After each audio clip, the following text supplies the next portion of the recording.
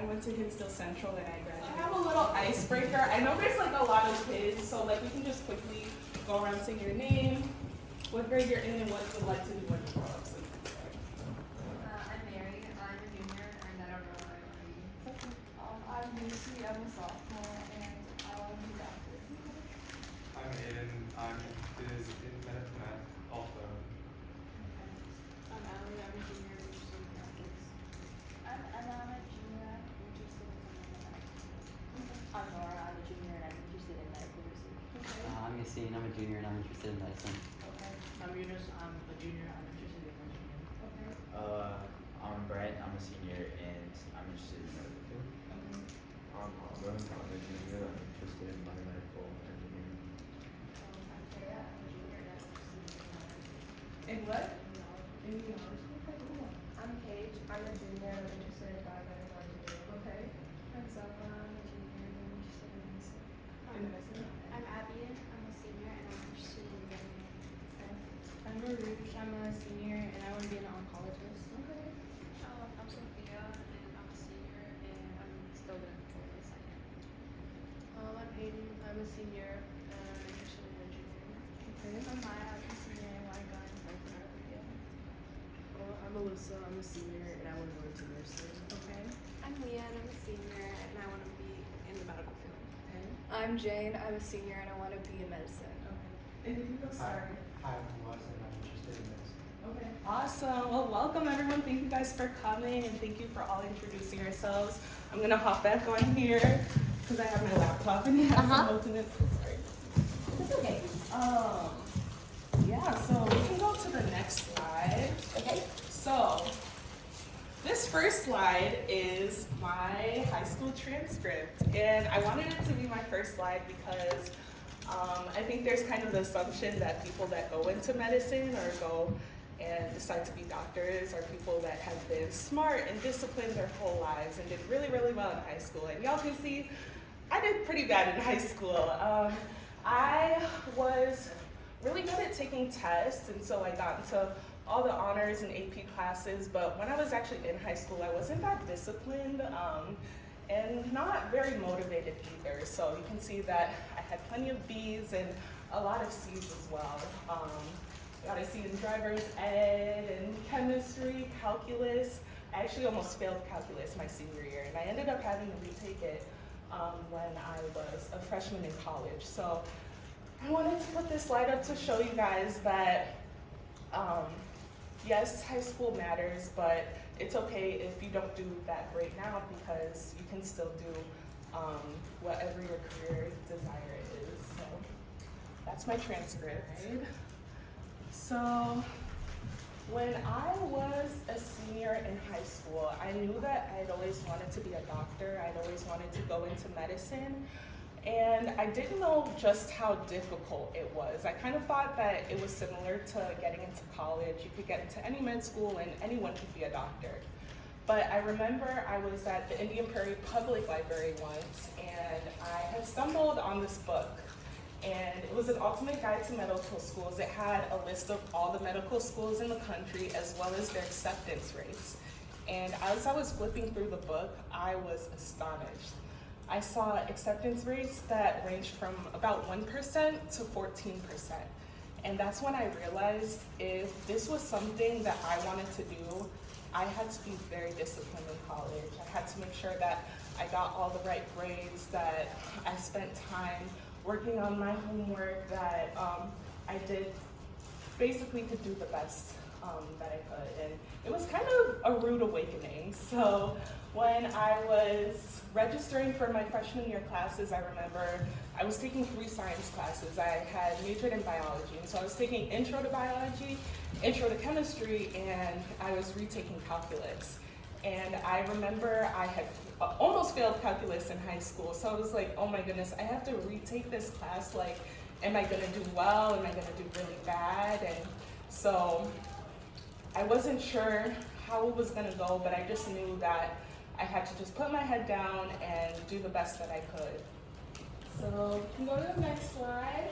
So when I ended up graduating college, this is what my transcript looked like. I got a 3.8 GPA, and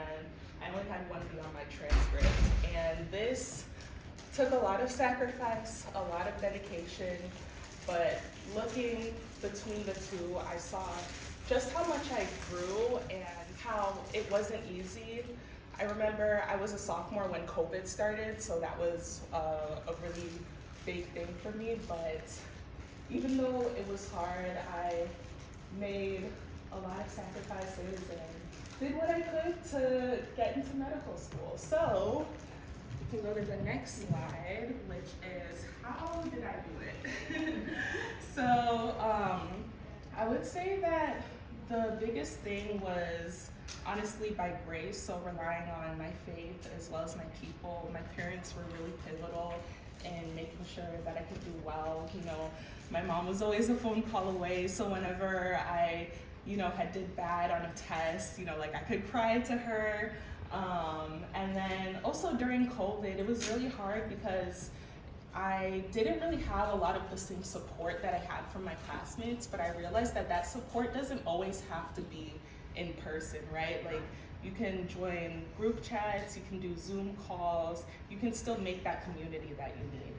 And sacrifices. Sacrifice is, I think, a really big part of my medical journey. When I went to the U of I, it was a Big Ten school. I graduated with about 7,000 people in my class, and it's easy to not feel anchored. Like, on a Thursday night, you could find people that are at the library, you could find people that are getting ready to go to a party, you could find people that are really doing anything because it's just so big and vast. But I realized that my education comes first. I'm here to get my degree and get the best grades that I could. So sometimes that meant studying on a Friday night in an empty library, and I would look out the window and I would see people walking to go to the next party, and it was really hard, but I think that looking back on it, I wouldn't have changed a thing. And then also leaning on my people, leaning on my community, not being afraid to say when I needed help. I don't know if you guys have heard of office hours, but that's where you can go inside, when a professor has hours outside of class where you can kind of get a little bit of help. And I would go to office hours every week for classes like chemistry, biology, physics, and in that way I was able to build relationships with my professors, which was really important during COVID, get those letters of recommendation, and also kind of get tips on exams and quizzes. They would tell me oh, this is gonna be on the exam, which they wouldn't tell the whole class, but because I was there, and showed that interest, they would help. And then what came next? So after I was done with my junior year of college, I had taken my MCAT, which is kind of like the ACT for medical school. It's the medical college admissions test. And I ended up passing that, and I was ready to start my med school application. So I applied to about 25 schools, and application is kind of similar to applying for college. I don't know how many people here are seniors and have applied for college. Okay, so you guys kind of have gone through that. Is it the Common App still? Okay, the Common App. So it's different format, but kind of the same thing. So you have a few activities that they want from you, 3 letters of recommendation, your MCAT, as well as your transcript. So obviously grades came first, but when I had time, I also was able to do a few activities. I volunteered at my food pantry almost daily during COVID when I was back home. I was into research labs, I was a mentor to some freshmen, volunteered at my local hospital, as well as was involved in my Black Student Union, tutoring, played the trombone, various paid jobs. These are all great experiences, but I think that what really mattered to me most were my grades. So if there was a time where I wasn't doing as well in a class as I wanted to, I would drop a lot of those things to focus more on my grades, because I think it's easier to kind of get those activities in, but it's not as easy to retake a class or go back and do a post-bac degree. I got 3 recommendation letters. This was kind of tricky because COVID was, I think, I applied 2021, so that was a year after the pandemic started, and 2 out of the 3 people that I got recommendation letters from, I actually had never met. I only saw them on Zoom office hours, and so it was very tricky to get my recommendation letters, but I think because of those office hours, I was still able to build that relationship with them. MCAT score, you guys don't have to worry about this now for those that want to get into medicine, but they have an average score of about 511. Mine was below that, and that was still plenty enough for me to get in. And then personal statement, kind of like the essay that you do for the common application, just talking about why you want to go into medicine, as well as interviews. I know you guys don't have to do interviews for college really, but you do have to do interviews for med school, and so I would prep for those, and that was actually a fun period of my life, because at that point I was a senior in college. I had kind of done all the hard work, and now I was just getting ready to learn about schools and start this next chapter of my life. So after all this is said and done, I ended up getting acceptances to 4 medical schools, so that was really big for me. That's awesome. Thank you. Sure. So this picture is actually from the Regional Medical Education Conference. This year they had it in Champaign, which is just 2 hours down south, so my old school, and I was able to go with some of my classmates. So these are some of the student doctors of MCW, and it was a lot of fun. It was about a month ago now. So now comes residency. I'm currently applying to pathology residency. I think, was there someone that said they wanted to go into forensics? Yes, so do you want to be like a forensic pathologist or something? Oh, awesome. So I'm sure a lot of you have heard of like forensics, maybe from TV shows and stuff. They do like autopsies, but pathologists also are doctors that study disease and how they analyze different tissues or samples, looking at it under a microscope and then being able to diagnose that disease. So that's the residency that I'm applying to, and it's kind of like doing the same thing all over again for the 3rd time. So there's applying for college, there's applying for med school, and now I'm applying for residency. So it's the same thing. They get my grades, they get my letters of recommendation, they get my, what else was it? My activities, and now I have to do interviews again. So I actually have an interview tomorrow morning, and it's very much just the same cycle over and over. And this probably won't be my last cycle, because I don't know if you guys have heard of fellowship, but that's where you do an even more specialized version of residency, and I would have to just go through that whole process again. So for those of you that are interested in medicine, can you guys raise your hands again if you're interested in medicine? Yeah, okay.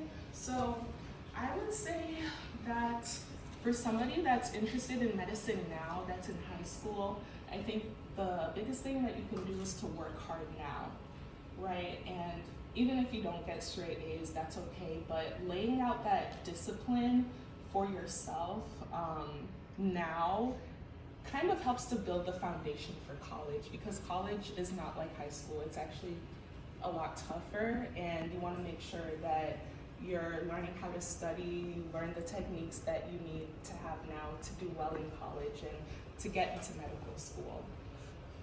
And then start networking. You can shadow, volunteer at your local hospital, work in healthcare, maybe as an MA or CNA to get that good exposure. There are also various groups, like ARMA that I went to last month. They had a symposium for high school students as well. And then also, don't be discouraged if things don't go to plan. If you don't have the best grades, if you're a B and C student like I was, do not be discouraged. If I can do it, you all can do it as well. Yeah, that's it for me. That was kind of a little shorter presentation, but thank you guys so much. Thank you. Yes, tuition is definitely expensive. You can take out loans for your tuition, and as a resident and after your residency, they have like public service forgiveness options where if you work in a public hospital for a certain amount of time, then they'll forgive your loans automatically. So they have those programs, and I would say the majority of people do end up taking loans, but with the physician salary, you're able to pay them back in a good amount of time without going into too much significant debt. So I don't think that's something you should be worried about, because going to medical school sets you up to have a good lifestyle. Seems like now there's a lot of people taking gap years after college because of whatever. I know it's really difficult to get into medical school. How frequent was that with your friends and people you knew? 'Cause you got in like right after. I did. I didn't take a gap year, and I would say that now the majority of medical students, at least in my year, took gap years. Actually, in fact, the oldest person in my class was 38 when we started. So gap years are very common. Sometimes people do post-backs, which is retaking some of the classes that they didn't do that well in college. Sometimes they do activities that maybe they didn't have the time to do in college. So doing research, working in the healthcare field as a CNA, scribe, that type of thing. Maybe they didn't have enough time to study for their MCAT, so they use that gap year to study for their MCAT. I would say that they're becoming very common, and that the majority of students are now taking at least one gap year before they apply for medical school. What did you take to prepare for the MCAT, and like what did you do? Yeah, that's a good question. I started preparing, I think January of 2021, and I took it April of 2021. So that was about 4 months that I prepared. I did an online class through Kaplan, which was helpful. They sent you books, and I think I was in class maybe 4 to 5 days out of the week. I also dropped like 1 or 2 classes during that time from my semester, so I was actually doing school part-time to study for the MCAT, because it's a very hard test. And yeah, I think those were the big things that I had to do, was taking a class. Although a lot of people will self-study for it on their own. They'll maybe buy a class online that they do asynchronously and study for it. Some people, again, take gap years to have more time to study for it. In medical school, what kind of classes did you take that first semester? That's a good question. So, my first year, I took anatomy, biochemistry, and physiology. So, anatomy was pretty interesting because you get to do anatomy lab, which is where you look at cadavers. A cadaver is a person that passed away and decided to donate their body to science. So it was about 4 students that would do lab with the cadavers, like 4 students to 1 cadaver, and we would basically dissect the whole body and kind of look at all the different structures, all the different pathology. That was pretty interesting because I had never seen anything like that prior to med school.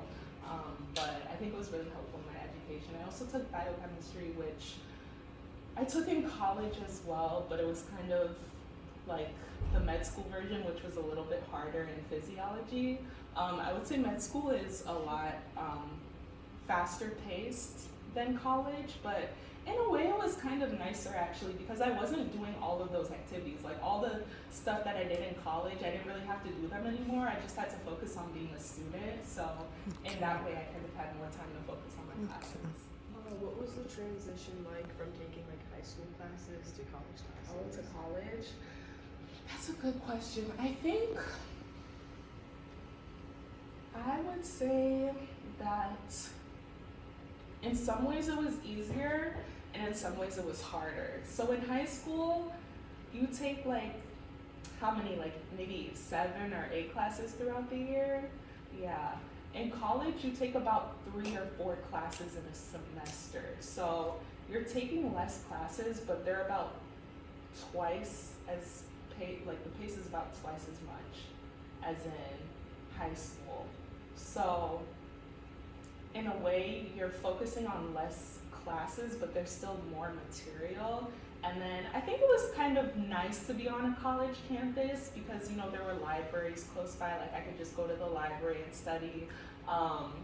I have a really big family at home, so in high school, whenever I would go home, there's just like a lot going on, and it wasn't the best environment to study in. But when I was in college, like I could just leave my dorm, go to the little computer lab and study there, and it was pretty distraction free. I would say though the transition was definitely difficult because in high school, if you're not doing well or if the teachers are concerned about you, they can call your parents, right? They can call them, they can set up meetings. In high school, there's a little bit more hand holding. So I realized like I was an adult now and I had to kind of stick to my own values. As you said, you had to make sacrifices for this like medical journey. Mm-hmm. Like, how have you still been able to have like a social life? Oh yeah, for sure. Yeah, I think so. I definitely think so. I think med school, the first 2 years were kind of difficult, but our curriculum is a pass-fail curriculum, which if you don't know is basically you just have to get a certain score to pass the class. So when I was in med school, you had to get a 65 or higher to pass your class. So versus college where I was constantly like, oh, I have to get a 90 or higher, I have to get a 90 or higher. It's like, oh, if I get a 68 on a test, I close my laptop and I'm free for the weekend. So there wasn't as much pressure to do as well. Well, you still had to do well and you still had to study, but there wasn't pressure to get like a really high score. And in that way, I was able to go home pretty frequently. Milwaukee is 90 minutes north, so if I wanted to go home for a weekend, I could. Yeah. I have a few people who I obviously like who are physicians. That's your white coat ceremony, right? Yes. Okay. I was just wondering, like, is it still held up? Like, there are older people right now, but is it still held up that it's like more like relief that you just made it through versus like gratification still? I don't know how difficult med school really is. Yeah. Are you saying relief that you made it through med school? Yeah, like it was almost like they told me it was like survival, pretty much, versus like, oh, I just got through it. I'm happy. Yeah. I feel like it waxes and wanes. Like there are some parts of med school that are easier than others. Like right now, I would say that the period I'm in is a little bit easier because I'm in my last year. I'm almost done with my classes. I'm just interviewing for residency. And then I think back to really hard periods of medical school, like when I was taking my step 1 exam, which is a part of your, there's like 3 tests that you have to take to be fully certified as a physician. And I remember when I was taking my step 1 exam, it was summer of my second year, so summer of 2023, and that was like a really hard time for me. Like I was in the library 8 to 10 hours a day.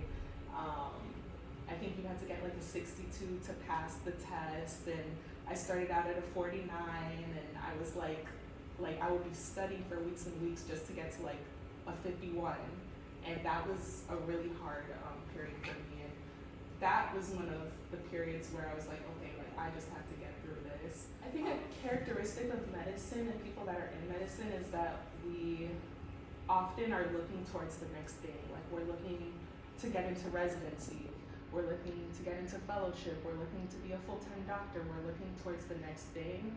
But not often enough do we look back on what we went through and how we got through it and how much we've grown from it. So I like to like look back on those times and be like, yeah, that was really hard, but I got through it and it made me a better person. So yeah. What was the like environment between the students? Because like from what I heard from like nursing students and other med students is sometimes it can get like really competitive. A lot of kids are like arguing with each other and stuff. Yeah. That's a good question. I think the environment changes. So for med school, it's typically a 2+2 system where the first 2 years is your preclinicals and then the last 2 years are clinicals. So preclinicals is just like going to class, taking your test, and then clinicals is where you're actually in the hospital and you're rotating through different services. So you encounter all types of people in the hospital nursing students, nurses, tech, CNAs. I would say that the environment was pretty good. I didn't encounter any issues, but I guess most of the time it's what you make of it. Sometimes, as med students, we might not see other specialties or other different people as much, so the interactions might be limited. But I would say for the most part, it was pretty good. And for pre-clinical years, I actually found that the environment was really collaborative. It was pass-fail. Like there was no grading system, so like we all wanted to do well, and I think that really helped versus some med schools that have a graded system. It's a little bit more competitive. Why do you want to be pathology? That's a good question. So pathology was a specialty that I actually came into a little bit later in my med school journey. I could do a whole other presentation about that, but I actually switched in August, which I would not recommend because our applications were due in September, so I had like a month to refigure out my whole life. But originally I wanted to go into pediatrics, which is taking care of little kids, and I realized that I enjoyed mentoring younger people and enjoyed working with them, but I wanted to do it more of a volunteer role than as my job, and I felt like it would burn me out in the future. I think pathology is nice because you get to kind of work at your own pace. You get to diagnose diseases, and even though you don't do as much patient-facing care, you're still kind of the doctor's doctor. You get to work with other doctors and do a whole lot of collaboration to make the patient well. So. It's about time, but do you know, like, do you have any friends that went to UIUC and they did like the engineering course, engineering like programs and stuff? Like, how's that? I did. So my fiance actually is a chemical engineer, and he went to U of I for chemical engineering. It was hard for him. It was really hard. U of I is an excellent school for engineering, but it's it's definitely a hard course. Yeah, and I had a few other friends that did engineering there. I can't speak too much to how it is, but I know that I have a few friends that also did like engineering and went to med school. I don't know if you guys know, but there's a med school at the U of I that kind of combines engineering and medicine. So they take a lot of people that did engineering in their undergrad and now want to go into medicine. Yeah. What was like the med advisement you wanted to do to school? Honestly, no. It was not that good. I think like, I mean, the counselors mean well, but none of them went to med school, so a lot of the times they kind of try, they just look at your grades and they're like, oh, if you don't have good grades, then I can't really say much to you. I honestly did not do a whole lot of the counseling when I was at U of I will say, and I wouldn't recommend it, but Reddit was really helpful for me. They had like a subreddit for the U of I, and then they had a subreddit for pre-medical students. So like anytime I had a question, like I would go there, and there was always someone who asked that same question. So I would go to Reddit. My friends that were in medical school, I would talk to them as well. But a lot of my help, I think, came from online resources. Yeah, so kind of unfortunate, but that was my experience. Do you have a question?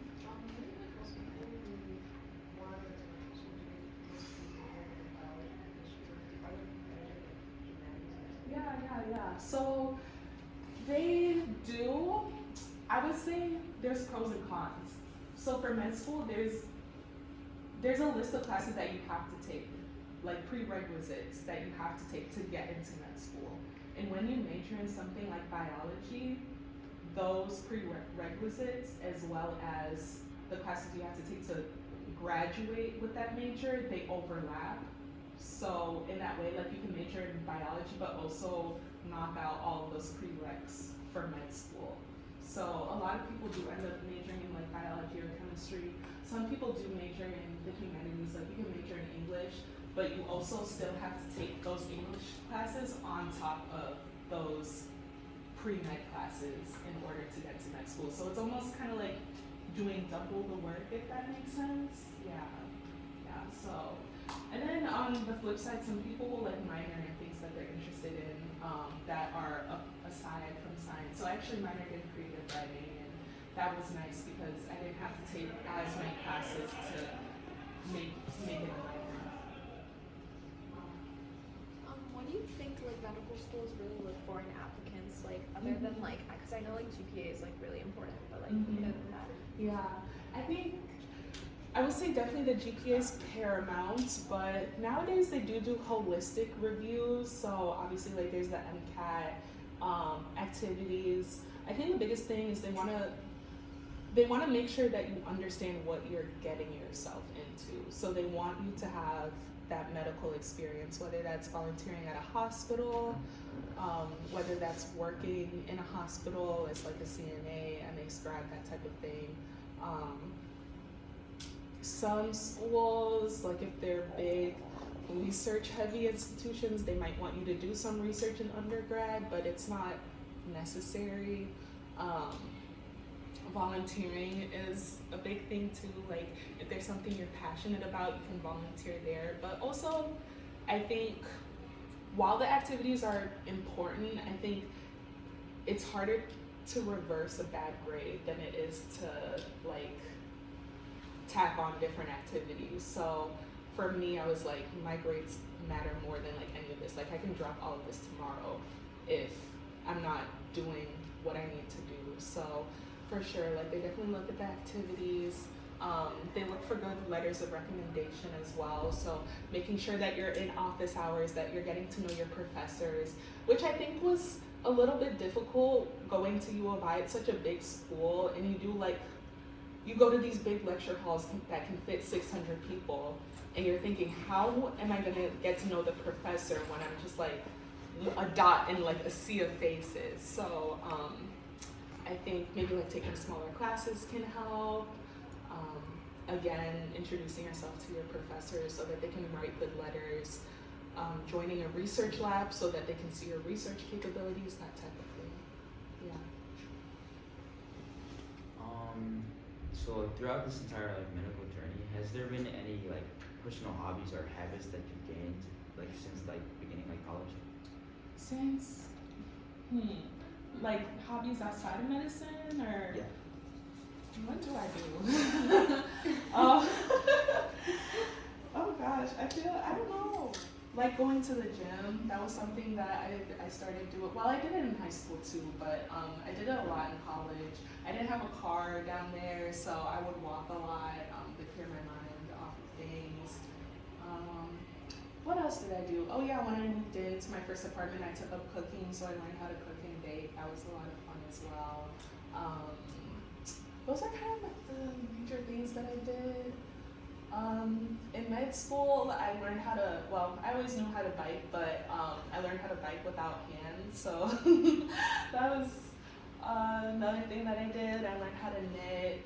So there are things that you can do outside of medicine. Did you have a question? Yeah, I was wondering if there were like any good fast track programs you noticed since like medical or becoming a doctor to get some. Yeah.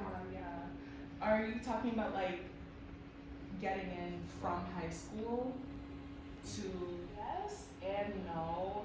I say yes because there are a few programs, but they tend to be really competitive, so like I didn't even apply to any. I know Northwestern has a program that you can apply to right when you finish high school, and you can get your bachelor's and your MD in 6 years versus 8 years. And there are some medical schools that are only 3 years long, but typically those are for limited specialties like family medicine, and they're in like rural areas. So MCW has 2 other campuses, one in Green Bay, one in central Wisconsin, and those are 3-year programs, but typically they only take in-state people, and they expect them to like stay in that area when they graduate. But I don't think there's nothing fast about medicine. Like it's a long process. Between undergrad is 4 years, med school is another 4 years, residency can be anywhere from being like your late 20s or early 30s when you're like a full attending physician?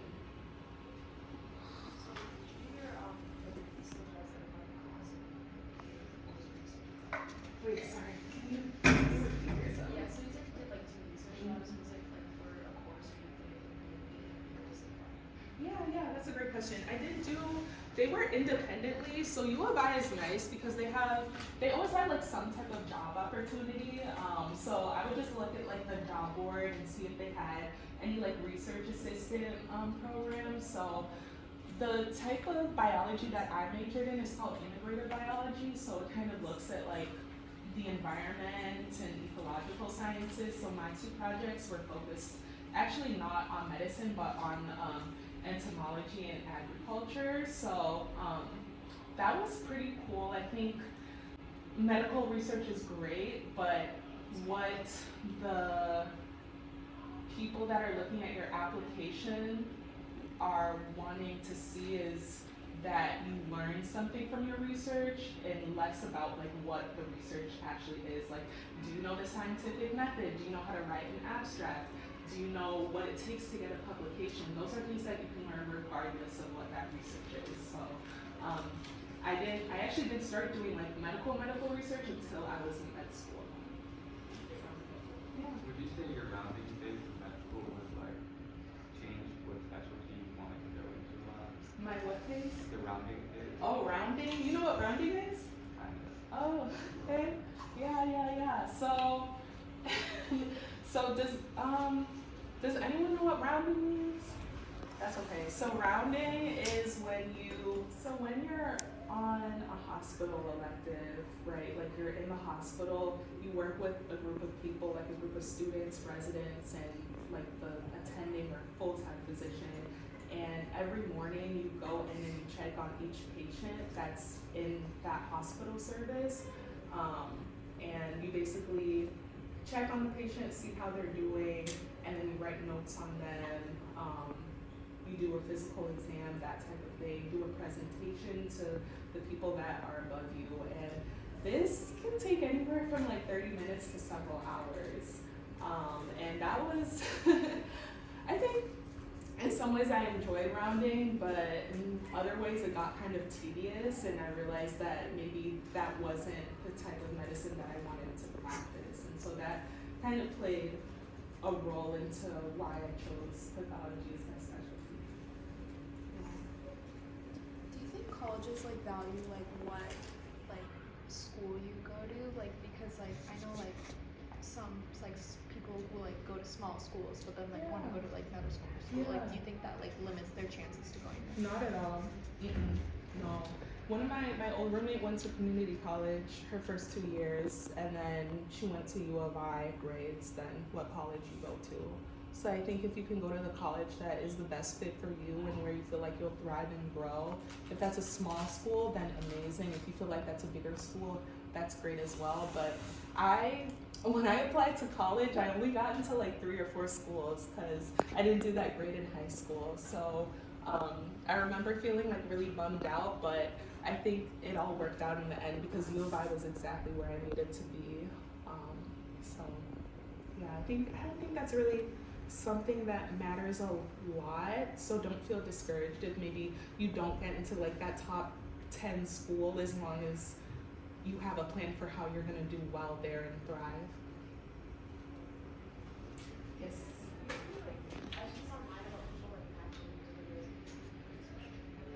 Yes, the match. Has anyone heard of the match before? The residency match? Yes. So the match, I like to say that it's similar to the draft, right? So like there's an NFL and NBA draft where you don't know like what team you're gonna go on, but if you're really good, usually you have like first pick, whatever. I don't know that much about sports, but residency match is kind of similar. So when you apply to programs, you get interviews at programs.